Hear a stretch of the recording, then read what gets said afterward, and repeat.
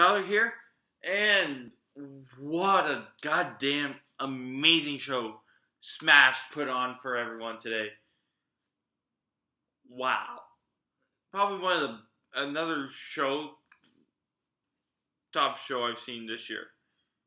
And this wants to make me, for at the end of the year, I will do my, like a top 10, top 5, top 10 of the best shows of 2017. So, for December, stay in tune for that, but that's that. That's going to be there. But this show, what an amazing show happening. It was Smash Wrestling Super Showdown 5. And it lived up to its name because it was super. And it was an amazing showdown of talent. So, and at the beginning of the event, as you can see, they all gave everyone a rundown of all the matches as on the card. So it's like, you knew exactly what was going to happen. Which is an amazing thing that I believe a couple other organizations should start doing. Because it's like, it keeps track of what's going to go on and stuff. And as you can see, I did get mine signed by a few of the wrestlers there. If you can see it well enough. I did get Bobby Lashley, Braxton Sutter, the new guy Kevin Blackwood, Tyson Dukes, and Mark Haskins. All to sign it. I'm going to try to get everyone else that participated in the event to sign this, but it'll take some time. So, we opened up the card. It wasn't the best opening that Smash could do. We had the Kevin Bennett concert to open up the card. And my God, did it suck. Like, the crowd was so loud on booing the guy, you could not hear what he was doing. And the stuff he did, it just sounded taped, overproduced, and it looked like he was lip-syncing to everything. It was just a very piss-poor example of a live show. It was like, what can I say? It was like going to a pop concert where you know the person that you're going to go see is lip-syncing. Oh, just like a Justin Bieber concert.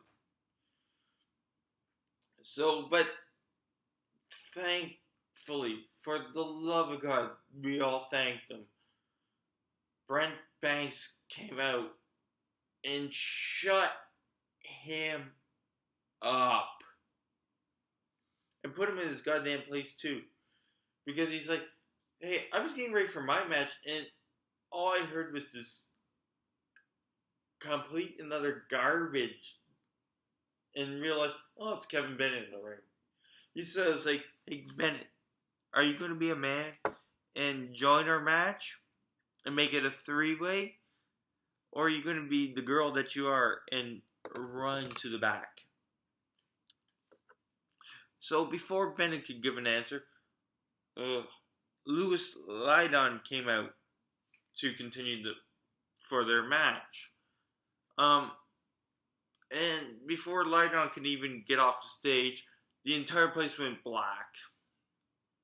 And we had the hacker, Scotty O'Shea, on the Titantron saying, like, well, if you don't want me there, I'm coming anyway. So, Scotty, coming from the opposite direction through the audience, and it was a 4-way match. And you had Brent Banks versus Louis Lyndon versus Scotty O'Shea versus Kevin Bennett with muscle. No Tank, because he gave Tank the weekend off, which is surprising because I think there might be I think this might set up a rift in the Kevin Bennett experience, realizing and Kevin might be realizing that Tank is more popular than he is. That people actually like Tank over him. I, for one, enjoy Tank.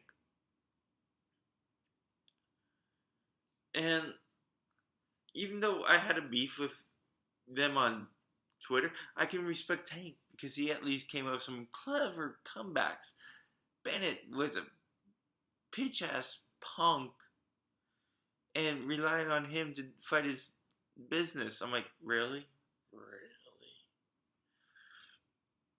So, you had Muscle there with Kevin, and it was a great opening match. Like, holy crap. They were flying everywhere.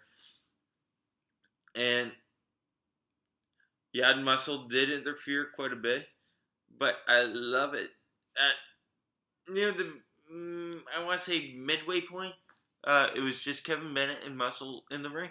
And instead of Kevin Bennett trying to do some offense, he started rapping again. Like, oh, for fuck's sakes, shut him up!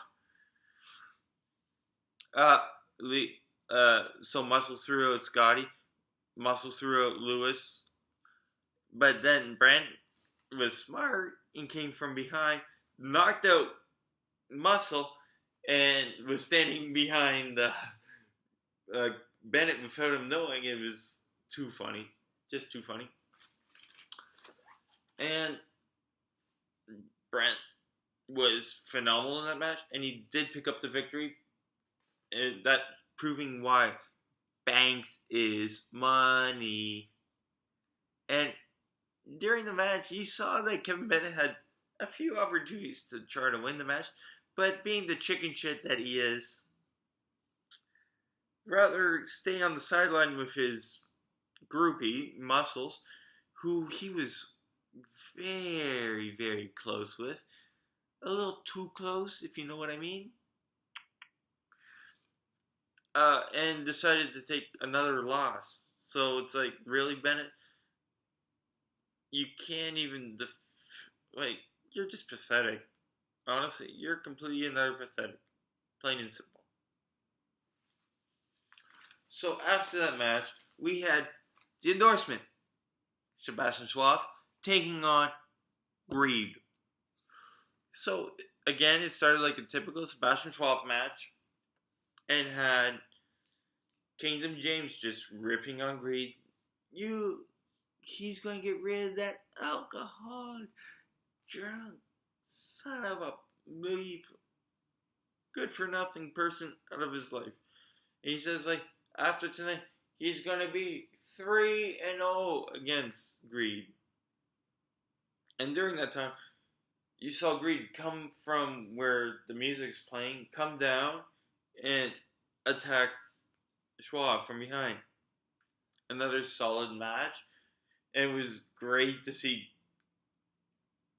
it. It was like Greed was really fighting for his life, it looked like, in this match. And he did have the better of Sebastian Schwab until Kingdom James decided to step in and actually get into the ring and try to fight Greed. And Greed just brushed him off like it was nothing. It was hysterical. But Kingdom was going after him, fist after fist, chop after chop, and Greed's like it was nothing. But it gave Sebastian Schwab just the right amount of time to get back in and pick up the victory. So Schwab is 3-0 against Greed. And at the end of the match, it's hard to say. Greed got on the mic and said, like, dude, this match was more than just a match to me. This was the end almost. My lovely fiance is having a girl. I want to be there for her. And I can't keep coming in here to lose. So, for the people there, this was Greed's last match for Smash. It might be another hiatus, like how Sebastian Schwab was on hiatus for about a year or so. But it was but the way it felt and the way it was done, and even talking to Greed after the fact, this might be the end of Greed in professional wrestling because he wants to start a family, and he's done. He just doesn't really care about doing it anymore. So for me, I tip my hat to Greed. Even though I was going for the endorsement, I have to give all props and respect to Greed for what he has done for Smash, for pro wrestling in Ontario in general. And I do hope you do come back and at least give us a couple more matches because you are an amazing talent. And we all want to see you wrestle. But if that's what you want to do, and I respect all of it about it, for him wanting to start a family, power to you. And everyone got to remember, Greed is good. But for one, Smash fan, to Greed himself, we will miss you a lot.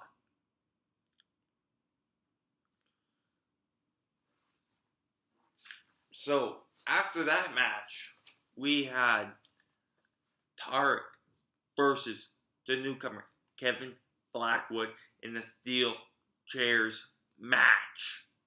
And holy crap, man, that match reminded me of the old days of ECW. Simply put it.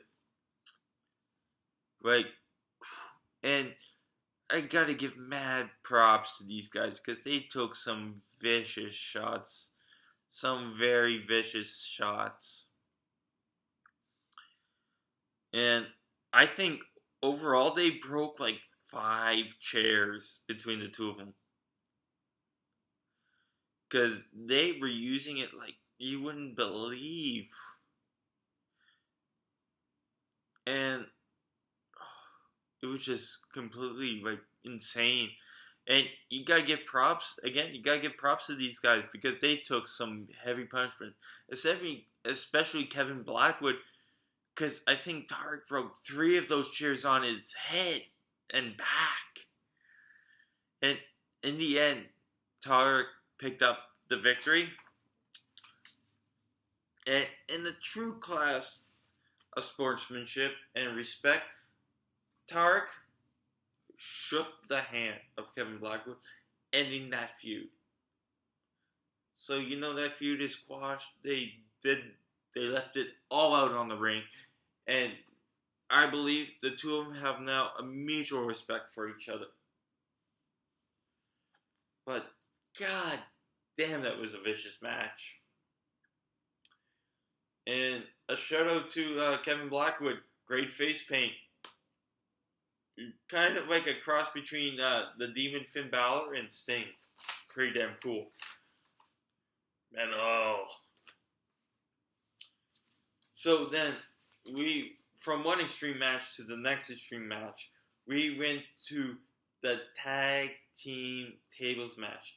And unbeknownst, it was an elimination match. Tables match. So, damn. And again, these two teams brought exactly what they are. Hard-hitting, no-nonsense brawlers. And they showed why they are the two best tag teams in Canada right now.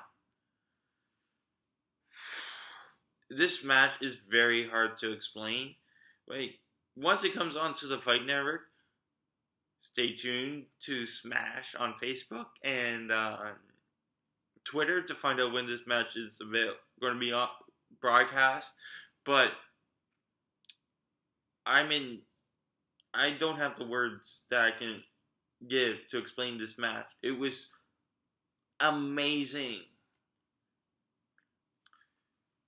Like, Eva Uno took Matthew St. Jean and power drived him straight through the table onto the floor. Not even onto the ring, onto the bloody floor, people. And it was awesome. And you had, for a while, you thought Thomas Dubois was screwed. But fighting the security and staff members there, Martin St. Jean came back to the ring to continue the match, even though he was eliminated. And I gotta give it complete props, man. Complete props to the Smash staff members for taking some vicious table bumps, man. Those were vicious. And in the end, Tabernacle the team picked up the victory, showing why they are the undisputed best team in Canada right now. No disrespect to SSB, but you gotta give props to Tabernacle the team. And that just got the crowd super hyped up. People were chanting match of the year and overpowering Smash management when they tried to bring up intermission, saying that we want a Smash Tag Team Championship belt. And I agree. After that match, we need Smash Tag Team titles. And people, Smash fans, started trending hashtag Smash Tag Team titles. But my God, that was completely insane. Whoa! Amazing match there. So, we then go to, after that match, Mike Rollins versus Braxton Sutter. And Mike Rollins had a little surprise, showing that he is a little bit psycho with Braxton Sutter. And he says he greased the right palms, bribed the right people, and it became a what's in the box match. Yes, people, it was another intense match with these two. And it was like Christmas in August match almost, and the audience was totally buying this match. And everyone in the audience wanted to know what the fuck was in the box.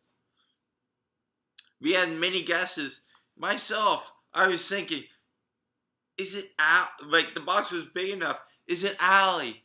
Is it Rosemary? Is it something big?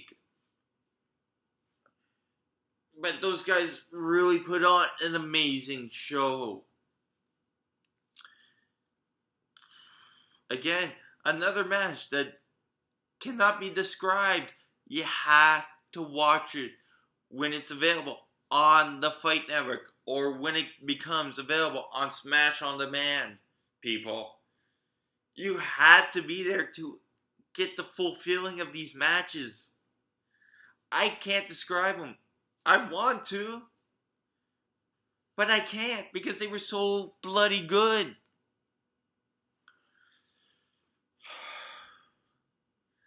But in the end, Mike Rollins picked up the victory, and we found out it was balloons in the fucking pot. It was balloons. they and a very emotional Psycho Mike Rollins was on the mic saying, like, dude, we've done this. No more. Can we just be friends? Let's go back to the way we were. And by God, Braxton Sutter accepted Mike Rollins. They embraced it in the ring. Huge hug. Audience went wild. And Braxton Sutter gave Psycho Mike a gift of his own. And guess what it was, people? Body oil. Oil up! Oil up! So, everyone, the Well-Oiled Machines are back together. And who knows? This is why Smash needs a tag team championship title. Remember, people, hashtag Smash tag team titles. Let's get that trending. So, after that wild win of the last few matches, we had Mike Speedball Bailey taking on Bobby Lashley. And my God, people, it did live up to the billing. It did. It was all out. Like, my God. Again, these matches have been so hard to describe. Like, honestly, so hard. But in the end, you had Bobby Lashley victorious over Speedball. But when you thought Bobby Lashley was going to rip him a new one on the mic, he's like, dude, I never talk on the mic. Why am I on the mic? He praised Speedball Mike Bailey, saying that he was the toughest challenge he's ever faced. And he's faced them all. And he's wondering why Speedball has not been given a chance on these major promotions, aka WWE, NXT, Global Force Wrestling, Ring of Honor, because he belongs. Bobby Lashley himself says he belongs there. And after that match, we'll show you why Speedball Mike Bailey deserves a chance at the higher leagues. But we're so glad that he's still with Smash, because he's such a phenomenal guy. And praise to Mike Bailey. And Bobby Lashley says he looks forward to wrestling Mike Bailey again. Which leads us to the main event of the evening, people. The most anticipated Smash Wrestling Championship match ever. You had the current, reigning, and defending Smash champion, the Wrestling Machine himself, Tyson Dukes, versus former Smash Wrestling champion, Progress Wrestling own Mark Haskins. And holy shit, it was a complete back and forth match. Like, all the wrestlers from the back were watching this match. Like, you saw Preston Miles there, aka Young Miles, watching it. You had Jimmy Corderas, who was reffing some of these matches, watching it. You had Kevin Bennett watching these matches. You had Veda Scott, who was participating in another card earlier today, watching this match. It was that damn good, people.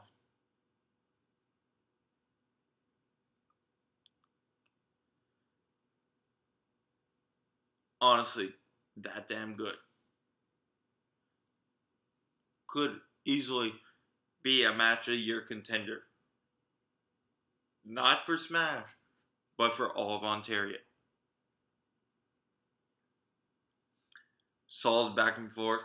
Submission attempts, near falls. But in the end, after 2 solid brainbusters, Dukes picked up the victory. It was like handing the torch from one champion to another. But Haskins did give Dukes a warning. He's like, you got me now. But I will be back.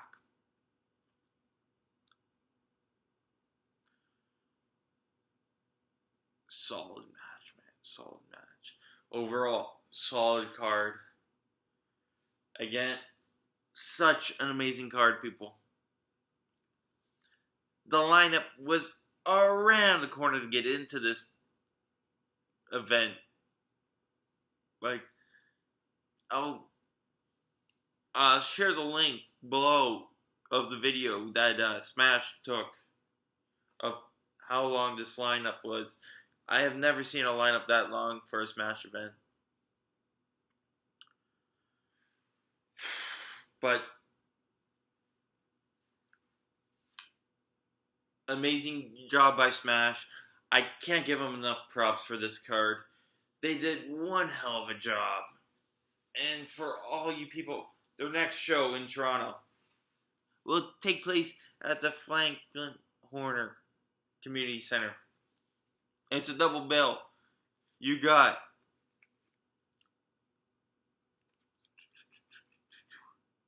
From the Ground Up, which will feature some amazing upcoming talent like Young Miles and Kobe Durst. But after that, you got Smash 100. And don't expect any information. They're keeping this 100% tight-lipped. But from the news I heard, this card is going to be their best card ever. If it can outdo this card that I just saw, then people, get your tickets now. For the both, they're doing a great combo deal. For VIPs, only $55. Normally they sell VIPs singly for $40. That's a $35 savings, people. And for general admissions for 2 shows, only $35.